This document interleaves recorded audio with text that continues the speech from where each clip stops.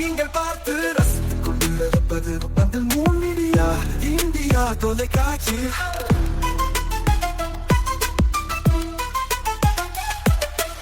நீங்கள் பார்த்து ரசித்துக் கொண்டிருப்பது உங்கள் மீடியா இந்தியா தொலைக்காட்சி. நீங்கள் பார்த்து ரசித்துக் கொண்டிருப்பது உங்கள் மீடியா இந்தியா தொலைக்காட்சி. நீங்கள் பார்த்து ரசித்துக் கொண்டிருப்பது உங்கள் மீடியா இந்தியா தொலைக்காட்சி.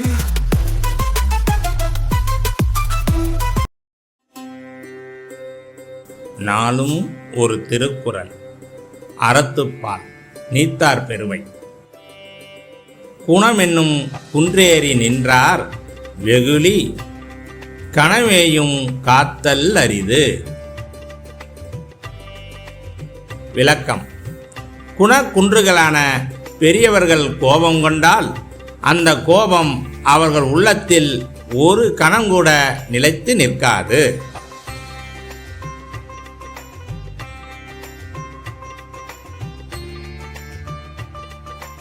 வணக்கம். முன் மீடியா செய்திகளுக்காக உண்ணாமலை சம்பந்தம். இன்றைய முக்கிய செய்திகள். புதுச்சேரியில் மழை, வெப்பம் தணிந்து குளிர்ச்சி நிலவியதால் மக்கள் மகிழ்ச்சி.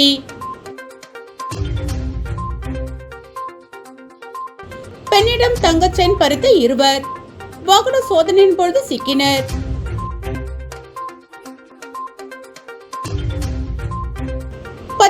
தேதி முதல்வராக பதவியேற்கும் ரங்கசாமி.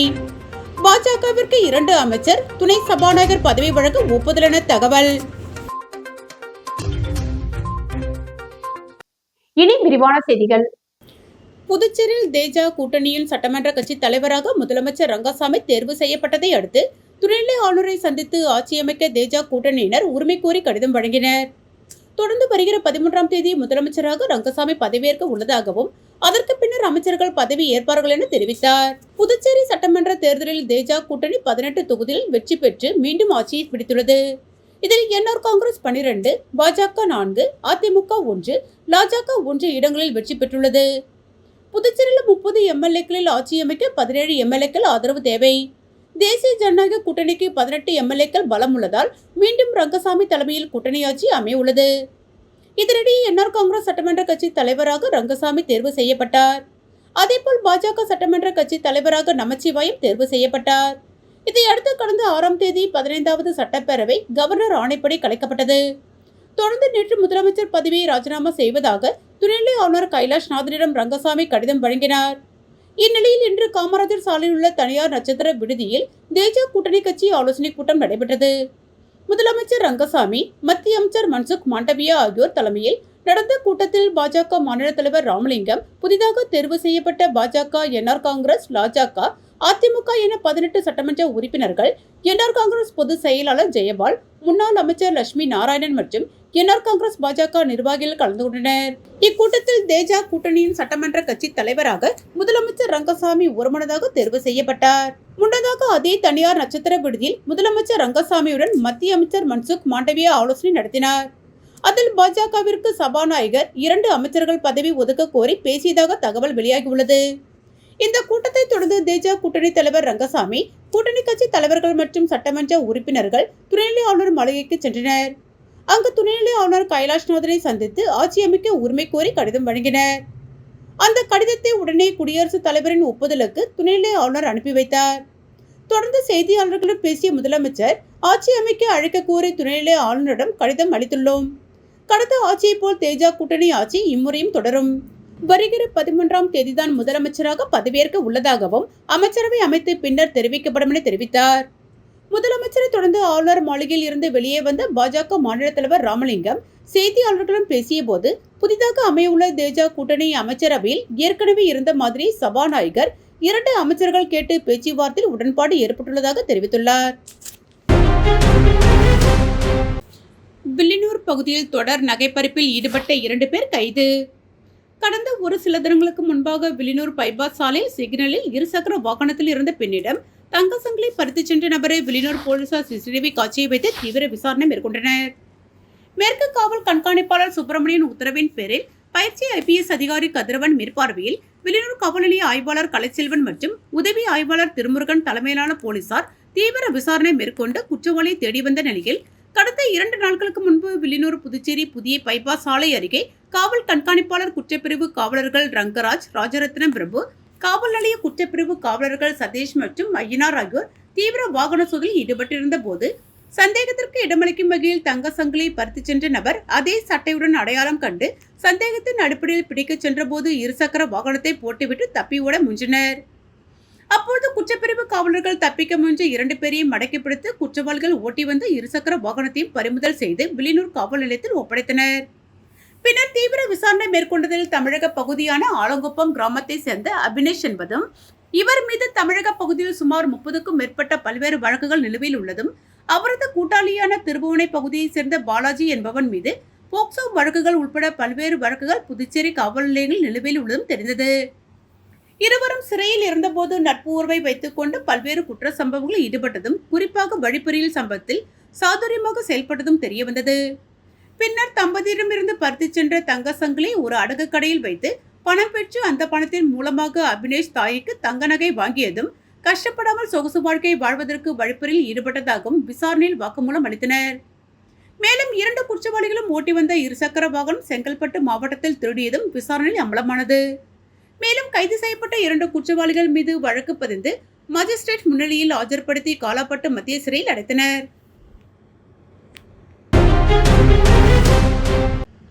கோடை வெப்பத்தால் மக்கள் அவதிப்பட்டிருந்த நிலையில் தற்போது புதுச்சேரியில் விடியற்காலை முதல் இடியுடன் கூடிய மழை பெய்து வருவதால் குளிர்ச்சியான சூழல் நிலவுவதால் பொதுமக்கள் மகிழ்ச்சி அடைந்துள்ளனர். கோடை காலத்தை முன்னிட்டு புதுச்சேரியில் கடந்த சில நாட்களாக வெப்பத்தின் தாக்கம் அதிகரித்து இருந்தது. இதனிடையே கடந்த ஓரிரு நாட்களாக இரவு நேரங்களில் மட்டும் லேசான சாரல் மழை பெய்து வந்தது. இந்த நிலையில் குமரிக்கடல் பகுதிகளின் மேல் ஒரு வளிமண்டல சுழற்சி நிலவி வருவதால் தமிழக, புதுச்சேரி மற்றும் காரைக்கால் பகுதிகளில் இடி மின்னலுடன் கூடி லேசானது முதல் மிதமான மழை பெய்யக்கூடும் என சென்னை வானிலை ஆய்வு மையம் தெரிவித்திருந்தது. அதன்படி இன்று விடியற்காலை முதல் புதுச்சேரியில் இடியுடன் கூடிய மழை பெய்து வருகிறது. குறிப்பாக கடற்கரை சாலை, உப்பளம், ராஜ்பவன், முத்தியால்பேட்டை, நெல்லித்தோப்பு, உருளையன்பேட்டை உள்ளிட்ட அனைத்து நகர பகுதிகளிலும், அதேபோல் திருக்குனூர், சொம்பட்டு, கன்னியக்கோவில், காலாப்பட்டு, வில்லியனூர், மதகடிப்பட்டு உள்ளிட்ட அனைத்து கிராம பகுதிகளிலும் மழையானது தொடர்ந்து பெய்து வருகிறது. கடும் வெப்பத்தால் அவதிப்பட்டிருந்த மக்கள் தற்போது இந்த மழையால் ஏற்பட்டுள்ள குளிர்ச்சியான சூழலால் மகிழ்ச்சி அடைந்துள்ளனர். வாழும் போதும் வாழ்க்கைக்கு பிறகும் பணம் உங்களுக்கு பெருகிக் கொண்டே இருக்கும். அனைவருக்கும் புதிய வாய்ப்பு. நீங்கள் உழைக்கும் குணம் கொண்டவரா? அப்படியானால் நீங்கள் நேர்மையுடன் முதலீடு இல்லாமல் சம்பாதிக்க அரிய வாய்ப்பை நாங்கள் தருகிறோம். மேலும் எரிவாயு godown, super market, solar plant அமைத்து பணம் சம்பாதிக்கலாம். முக்கியமாக முதலீடு இல்லாமல் வருமானம் வரும் வாய்ப்பு. வயது வேறுபாடின்றி, கல்வி தகுதியின்றி அனைவரும் இணைந்து பணம் சம்பாதிக்கலாம். வாருங்கள், LDBS பஜார் உங்களை அன்போடு வரவேற்கிறது. எங்களுடன் இணைந்து நேர்மையான முறையில் பணத்தை சம்பாதியுங்கள்.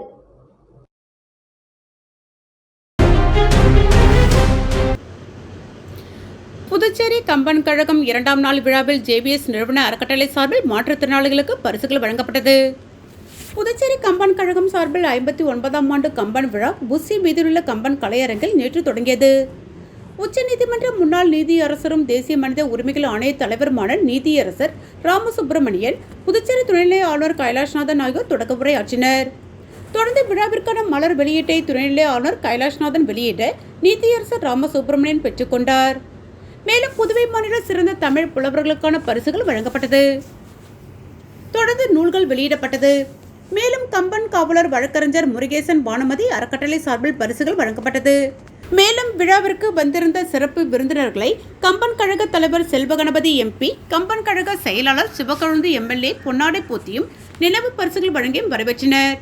தொடர்ந்து இன்று 2ஆம் நாள் நிகழ்ச்சி நடைபெற்றது. தொடர்ந்து JBS நிறுவன அறக்கட்டளை சார்பில் மாற்றுத்திறனாளி மாணவர்களுக்கு பரிசுகள் வழங்கப்பட்டது. JBS சரவணன் கலந்து கொண்டு மாற்றுத்திறனாளி மாணவர்களுக்கு பரிசுகளை வழங்கினார். தொடர்ந்து வழக்காடு மன்றம் நடைபெற்றது. பேராசிரியர் சச்சிதானந்தம் சாரதா அறக்கட்டளை சார்பில் நடைபெற்ற இந்த வழக்காடு மன்றத்தில் அறக்கட்டளை நிறுவனர் சச்சிதானந்தம் முன்னிலை வகித்தார். கம்பா வாதுரை இலங்கை ஜெயராஜ் நடுவராக இருந்தார். ராமன் சுக்ரீவனுக்கு வரம் கொடுத்தது குற்றம் என்ற வழக்கின் பொருளில் நடைபெற்ற இந்த வழக்காடு மன்றத்தில் வழக்கு தொடுப்போராக பிரவீனா சுல்தானா, மறுபுறாக சண்முக வடிவில் கலந்து கொண்டனர். மேலும் இந்த நிகழ்ச்சியில் பாஜக மாநில தலைவர் VP ராமலிங்கம், சப்தகிரி அறக்கட்டளை பொறுப்பாளர் VPS ரமேஷ்குமார், கம்பன் கழக நிர்வாகிகள், தமிழ் அறிஞர்கள் உள்ளிட்டோர் கலந்து கொண்டனர். நேற்று தொடங்கிய கம்பன் விழா தொடர்ந்து 3 நாட்கள் நடைபெற உள்ளது.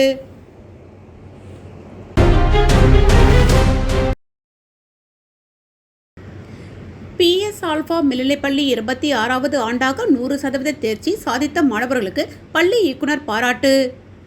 +2 பொதுத் தேர்வில் புதுச்சேரி ஆல்பா மேல்நிலைப்பள்ளி மாநில அளவில் முதல் 3 இடங்களை பிடித்து சாதனை படைத்துள்ளது. இதுகுறித்து புதுச்சேரி ஆல்பா பள்ளி கல்வி குழும இயக்குனர் தனதியாக கூறியதாவது: +2 பொதுத் தேர்வில் புதுச்சேரி ஆல்பா மேல்நிலைப்பள்ளி 26வது ஆண்டாக 100% தேர்ச்சி பெற்றுள்ளது. மாநில அளவில் முதல் 3 இடங்களை பிடித்து சாதித்துள்ளது.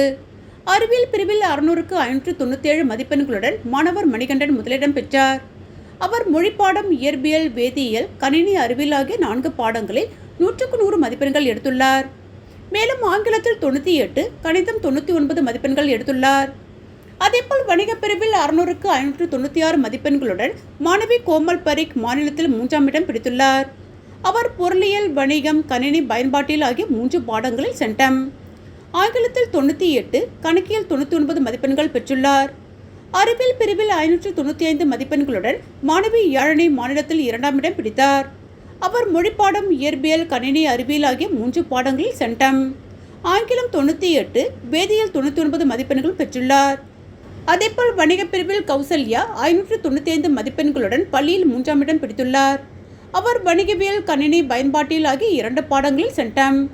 ஆங்கிலம் 98, பொருளியல் 99, கணக்கு பதிவியல் 99 மதிப்பெண்களுடன் பெற்றுள்ளார்.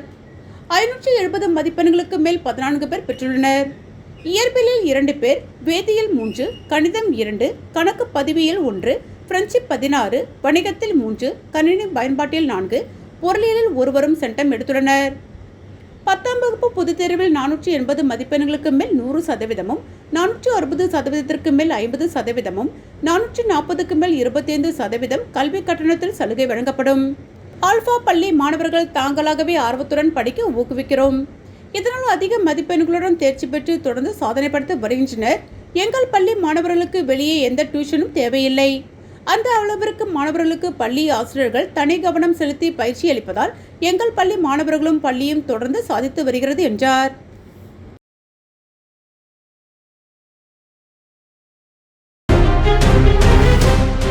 வாழும் போதும் வாழ்க்கைக்கு பிறகும் பணம் உங்களுக்கு பெருகிக் கொண்டே இருக்கும். அனைவருக்கும் புதிய வாய்ப்பு. நீங்கள் உழைக்கும் குணம் கொண்டவரா? அப்படியானால் நீங்கள் நேர்மையுடன் முதலீடு இல்லாமல் சம்பாதிக்க அரிய வாய்ப்பை நாங்கள் தருகிறோம். மேலும் எரிவாயு godown, super market, solar plant அமைத்து பணம் சம்பாதிக்கலாம். முக்கியமாக முதலீடு இல்லாமல் வருமானம் வரும் வாய்ப்பு. வயது வேறுபாடின்றி, கல்வி தகுதியின்றி அனைவரும் இணைந்து பணம் சம்பாதிக்கலாம். வாருங்கள், LDBS பஜார் உங்களை அன்போடு வரவேற்கிறது. எங்களுடன் இணைந்து நேர்மையான முறையில் பணத்தை சம்பாதியுங்கள்.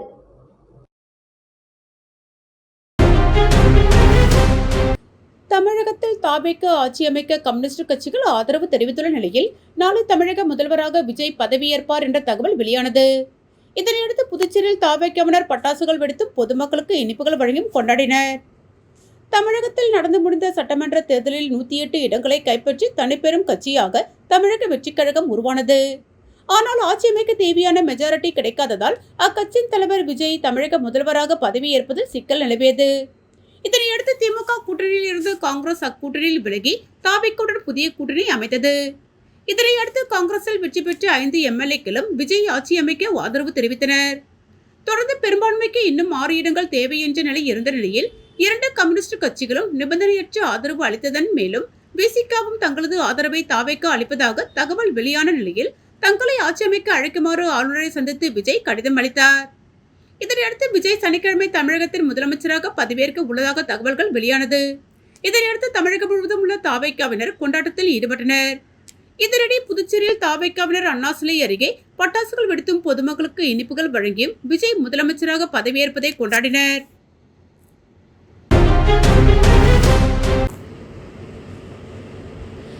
கர்நாடக துணை முதலமைச்சர் TK சிவகுமார் திருநள்ளாறு சனீஸ்வர பகவான் ஆலயத்தில் தரிசனம்.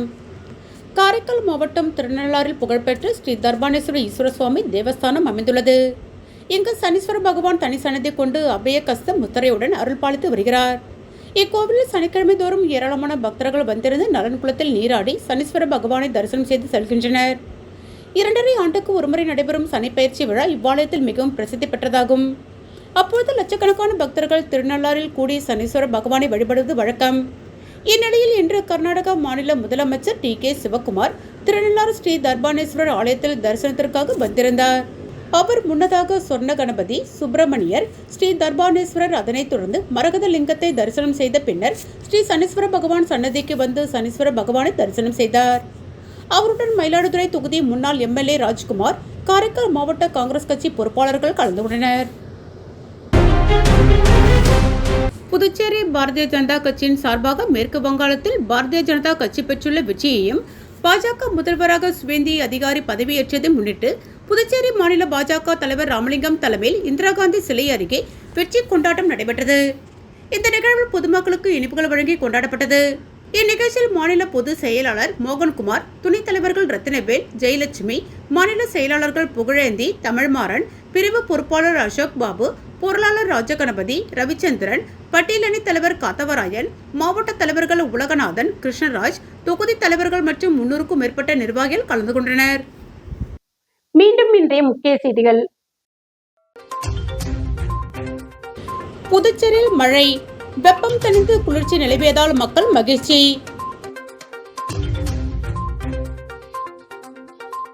பெண்ணிடம் தங்கச் செயின் பறித்த 2 வாகன சோதனையின் பொழுது சிக்கினர்.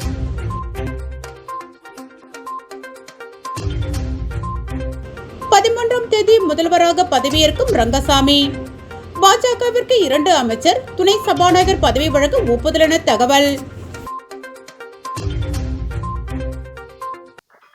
இத்துடன் செய்திகள் நிறைவடைந்தன. செய்திகளை உடனுக்குடன் தெரிந்து கொள்ள 3 மீடியா வாட்ஸ்அப் சேனலுடன் இணைந்திருங்கள். வணக்கம்.